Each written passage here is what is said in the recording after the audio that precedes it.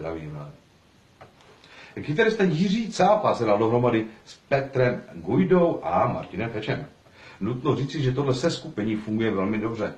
Jezdí do britské metropole, samozřejmě Česká republika je obcestovaná celá.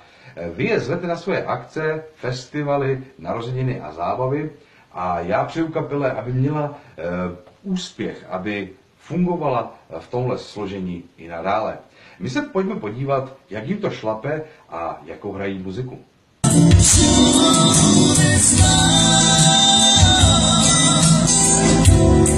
She